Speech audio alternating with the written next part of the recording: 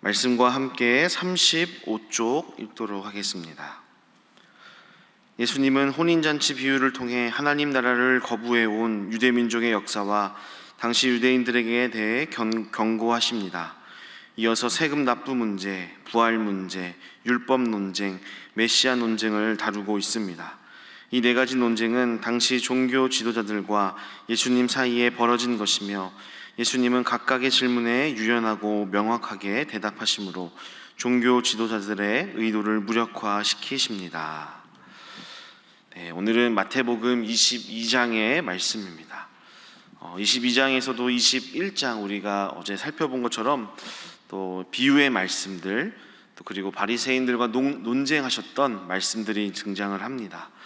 하나하나가 다 너무나 귀하고 소중한 말씀인데요, 이 새벽에는 세 가지만 우리가 함께 살펴보며 함께 기도하도록 하겠습니다. 먼저 22장 1절부터 14절까지의 말씀에는 혼인잔치의 비유가 등장을 합니다. 이 비유도 누가 하나님 나라에 들어갈 수가 있는가에 대해서 말씀하시는 비유입니다. 어떤 한 임금이 자기 아들을 위해서 혼인잔치를 열었습니다. 이미 이 잔치에 청함을 받았던 사람들이 존재하고 있었고, 임금은 종들을 보내서 잔치에 참여하도록 초대를 합니다. 근데 먼저 청함을 받았던 사람들이 오지를 않는 것이죠. 5절을 보시면 그들이 돌아보지도 않고 한 사람은 자기 밭으로, 한 사람은 자기 사업하러 가고, 또 심지어 6절에는 초대하도록 보냄받은 종들을 잡아서 모욕하고 또 심지어 죽이기까지 하고 있습니다. 여기서 우리가 알 수 있는 것은 먼저 청함을 받았다고 비유되고 있는 이 대상들은 누구일까? 바로 유대인들, 유대 종교 지도자들을 의미하고 있습니다. 이제 이들을 향해 대노한 임금이 군대를 보내어 진멸합니다. 그리고 임금은 다른 사람들을 초대합니다.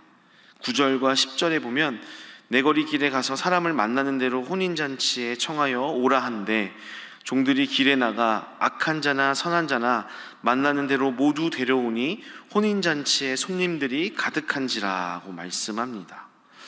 이렇게 만나는 대로 초대된 사람들은 당시 이스라엘에 멸시받는 하류층 혹은 이방인들을 의미하고 있습니다.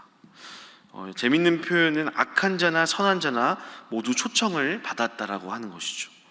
여기까지는 이제 훈훈한 이야기로 진행이 되는 것 같습니다. 먼저 청함받은 유대 종교 지도자들은 그 복과 그 은혜를 스스로 차버리고 누구도 거들떠보지 않았던 하류층 이방인들이 하나님 나라 잔치에 초대되었다는 이야기입니다. 그런데 뒤에 가서 문제가 생깁니다. 11절에 보시면 임금이 손님들을 보러 들어올세 거기서 예복을 입지 않은 한 사람을 보고, 12절 이르되 친구여 어찌하여 예복을 입지 않고 여기 들어왔느냐 하니 그가 아무 말도 못하거늘, 13절 임금이 사환들에게 말하되 그 손발을 묶어 바깥 어두운 데에 내던지라 거기서 슬피 울며 이를 갈게 되리라 하니라, 이렇게 말씀하고 있습니다. 여러분, 거리에서 초청받은 사람들 중에서 예복을 입지 않은 사람들은 누구일까요? 또 이 예복은 무엇을 의미하는 것일까? 그리고 임금은 왜 쫓아버린 걸까? 여기서 초청받은 사람들은 우리 모두를 의미합니다. 우리는 하나님의 주권적인 초청과 또 십자가의 은혜로 구원의 길에 우리가 들어올 수 있게 되었습니다. 하나님 나라에 들어올 수가 있게 되었습니다. 그러나 주인의 은혜에 감사하며 이 잔치자리, 이곳에 머물기 위해서는 조건이 있었습니다. 그것은 무엇이냐면 예복을 입는 것이었습니다. 그 예복은 무엇일까요? 예복은 초청받은 자로서의 합당한 삶의 열매였습니다. 다시 말하면 하나님의 자녀, 하나님 나라의 백성으로서 합당한 삶의 모습을 살아내고 있느냐 하는 것입니다. 요한계시록 19장에서도 보면요, 이와 비슷한 혼인잔치의 내용이 나타납니다. 종말의 때에 어린 양의 혼인잔치가 이루어지는데, 요한계시록 19장 8절에 보면 그에게 빛나고 깨끗한 세마포 옷을 입도록 허락하셨으니 이 세마포 옷은 성도들의 옳은 행실이로다 라고 말씀하고 있습니다. 여러분, 교회에 다니는 많은 사람들이 다 구원을 받게 될까요? 예수님을 믿는 사람들이 구원을 받습니다. 그렇다면 교회에 다니지만 예수님을 믿지 않는 사람들이 있을까요? 그것은 어떻게 우리가 알 수가 있을까요? 오늘 말씀처럼 예복이 그 증거가 될 수가 있습니다. 로마서 13장 12절과 14절에는 이렇게 말씀하고 있습니다. 밤이 깊고 낯이 가까이 왔으니 그러므로 우리가 어두움의 일을 벗고 빛의 갑옷을 입자. 14절에는 오직 주 예수 그리스도로 옷 입고 정욕을 위하여 육신의 일을 도모하지 말라, 이렇게 말씀하고 있습니다. 또 골로새서 3장 12절에는 이렇게 말씀합니다. 그러므로 너희는 하나님이 택하사 거룩하고 사랑받는 자처럼 긍휼과 자비와 겸손과 온유와 오래 참음을 옷 입고라고 말씀하고 있습니다. 사랑하는 성도 여러분, 이미 예수 그리스도의 공로로 하나님 나라에 값없이 청함을 받은 우리는 이러한 예복을 입고 있는가 돌아봐야 할 것입니다. 그래서 이 시간 우리가 기도할 첫 번째 제목은요, 하나님 나라에 합당한 예복을 입은 자 되게 하소서라고 기도하겠습니다. 하나님 나라에 합당한 예복을 입은 자가 되게 하소서라고 기도하겠습니다. 오늘 말씀 14절에 보시면 청함을 받은 자는 많되 택함을 입은 자는 적으니라, 이렇게 말씀하고 있습니다. 간절히 바라기는 날마다 우리는 어떤 예복을 입고 있는지 점검하고 늘 말씀을 통하여서 마음의 변화, 생각의 변화, 또 우리의 성품의 변화를 받아 하나님 기뻐하시는 그러한 삶의 열매를 맺음으로 택함받는 주님의 백성 다 되시기를 주님의 이름으로 축복합니다. 우리 계속해서 15절에서 22절까지는 세금을 바치는 문제로 바리새인들과 논쟁을 하시고요. 또 23절부터 33절까지에는 사두개인이라고 하는 사람들과 부활, 그 부활 이후의 삶에 대해서 질문을 하며 이야기를 하기 시작합니다. 사실 우리도 많이 궁금해하는 내용 중에 하나가 이 부활에 대한 것입니다. 사람이 죽고 하나님의 때에 우리가 부활을 한다는 것은 우리가 다 알고 있는데요, 그 부활 때의 삶의 모습은 어떤 것일까 궁금합니다. 오늘 22절에 보면 사두개인이라고 하는 사람들이 예수님께 와서 부활에 대해 묻습니다. 근데 사실 이 사두개인은 부활을 믿지 않는 종교 지도자들이었고요. 그래서 아마 좀 비꼬듯이 아마 다음과 같이 질문을 하지 않았을까 생각을 합니다. 예수님께 질문한 것이죠. 한 결혼한 남자가 있는데 자식이 없이 이 남자가 죽었습니다. 그러면 당시 이제 형사 취수제라는 그 제도에 따라서 죽은 사람의 남동생이 형의 아내와 결혼을 해서 이제 자식을 낳고 대를 이을 수 있도록 해야 됐는데, 그래서 그렇게 결혼을 했습니다. 근데 이 동생도 자식 없이 죽고, 그래서 이번에는 셋째 동생이 이 여자와 결혼하고 근데 또 죽고, 이런 식으로 7째까지 결혼을 했었다가 이제 다 죽었다고 한다면 부활의 때에 과연 이 여자는 누구의 아내입니까? 라고 이렇게 묻고 있는 것이죠. 여러분, 누구의 아내일까요? 여러분 한번 생각해 보시겠습니까? 여러분도 좀 궁금한 내용 아닙니까? 그렇죠? 예수님께서 이것에 대해서 대답하십니다. 29절에 보시면 예수께서 대답하여 이르시되 너희가 성경도 하나님의 능력도 알지 못하는 고로 오해하였도다. 30절 부활 때에는 장가도 아니가고 시집도 아니가고 하늘에 있는 천사들과 같으니라고 말씀하고 있습니다. 여러분, 이 예수님의 대답에서 우리가 알 수 있는 핵심 메시지는 무엇이냐면 부활 이후의 삶은 우리가 지금 이 땅에서 살고 있는 이 삶의 연장선이 아니다라고 말씀하고 있다는 것이죠. 우리가 그런 상상을 또 많이 해봅니다.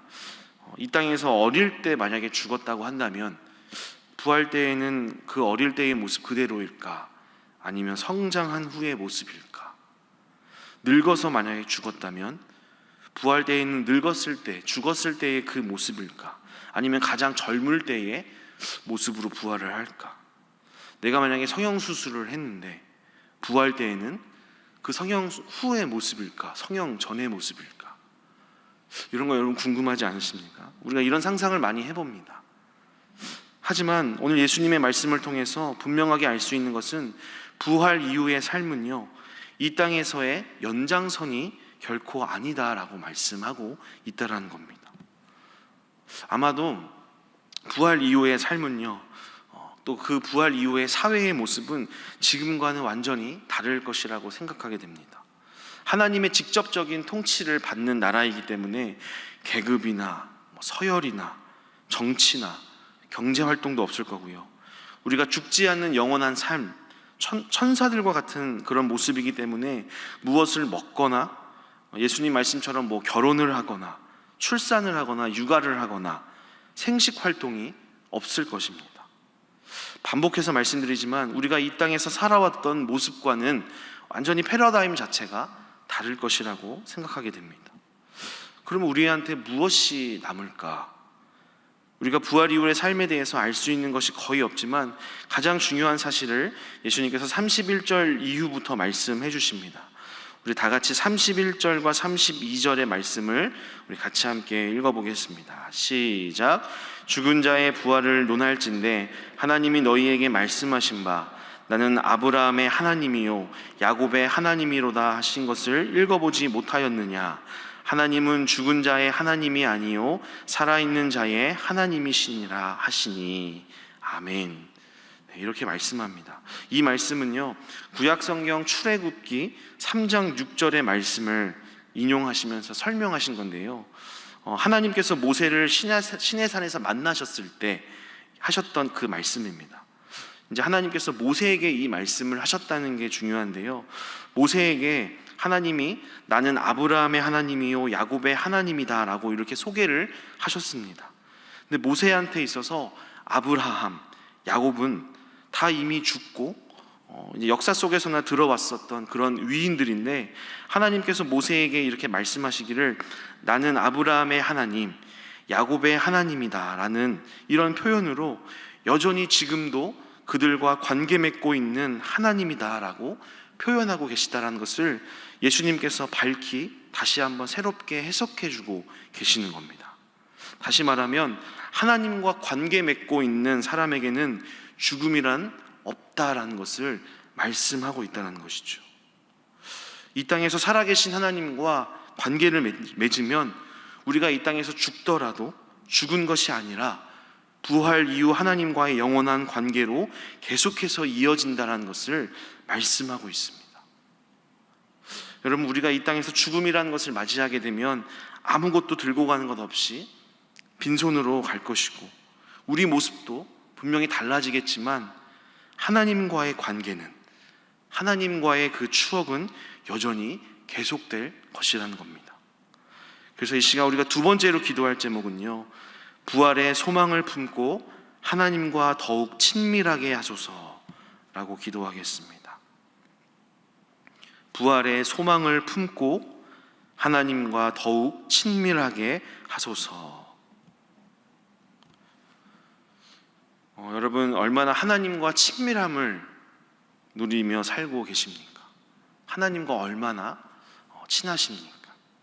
얼마나 살아있는 영적인 교제를 여러분 누리고 계십니까? 우리 하나님은요, 계속해서 우리가 성경을 통해서 배우고 듣고 또 관계 맺고 있지만 인격적인 분이십니다. 우리와 이 땅에서 아주 작고 소소한 것에서부터 정말 큰 것까지, 또 기쁜 일이든지 슬프고 화가 나는 일이든지 모든 일상을 공유하고 또 대화하면서 우리와 관계를 맺고 함께 인생의 여러 가지 추억들을 쌓는 것을 기뻐하시는 분이 우리 하나님이십니다. 그리고 그것은 우리가 죽더라도 결코 사라지지 않으면서 부활 이후에 계속해서 더욱 곤고해질 것입니다. 부활 때에 하나님을 뵈면서 너무나 보고 싶었고 그리웠다며 우리가 기뻐할 수 있도록 이 땅에서 부활의 소망을 품고 하나님과 더욱 친밀함을 누리기 위해서 기도하는 저와 여러분 되시기를 주님의 이름으로 축복합니다. 계속해서 34절부터 또 44절까지 말씀은 우리가 잘 아는 말씀이죠. 한 율법사가 예수님께 질문합니다. 율법 중에 어느 계명이 가장 큰 계명입니까? 라고 묻습니다. 모든 하나님의 말씀과 계명 중에 가장 큰 계명이 있다면 무엇이냐라고 이제 묻습니다. 사실은 이것 또한 예수님 시험코자 하는 질문입니다. 이것에 대해서 예수님은 가장 큰 핵심을 말씀하십니다. 우리 다 같이 37절부터 우리 40절까지 이 말씀을 우리 마음에 새기는 마음으로 우리 같이 함께 읽어보겠습니다. 시작. 예수께서 이르시되 내 마음을 다하고 목숨을 다하고 뜻을 다하여 주 너의 하나님을 사랑하라 하셨으니 이것이 크고 첫째 되는 계명이요 둘째도 그와 같으니 내 이웃을 내 자신과 같이 사랑하라 하셨으니 이 두 계명이 온 율법과 선지자의 강령이니라. 아멘. 분명히 율법사가 질문하기를 가장 큰 계명 한 가지를 질문을 했는데요, 예수님께서는 얼핏 보면 두 가지를 말씀하신 것처럼 보입니다. 하지만 사실 예수님은 가장 중요한 한 가지를 말씀하신 게 맞습니다. 그것은 사랑하라라는 한 가지입니다. 단지 대상이 첫째로 하나님, 둘째로 이웃으로 구체적으로 나누셨을 뿐이었습니다. 그래서 이 시간 우리가 마지막으로 기도할 제목은요, 오늘 더 열심히 사랑하게 하소서라고 기도하겠습니다. 오늘 더 열심히 사랑하게 하소서. 여러분, 이것이 성경 전체의 핵심입니다. 이것을 우리가 어떻게 구체화시켜서 살아갈 수 있는지 성경이 다양하게 풀어서 말씀하고 있다는 것이죠. 그러기에 우리가 말씀에 대한 이 말씀에 대한 순종의 행위 안에 가장 기본적인 정신인 사랑함이 있는지가 너무나 중요합니다.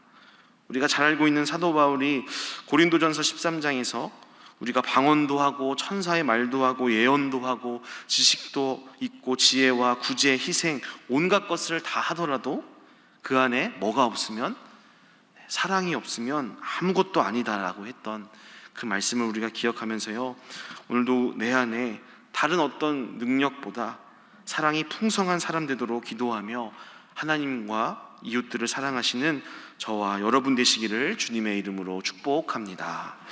우리 시간 주신 말씀 가지고 함께 기도하겠습니다. 첫 번째로 하나님 나라에 합당한 예복 입은 자 되게 하소서.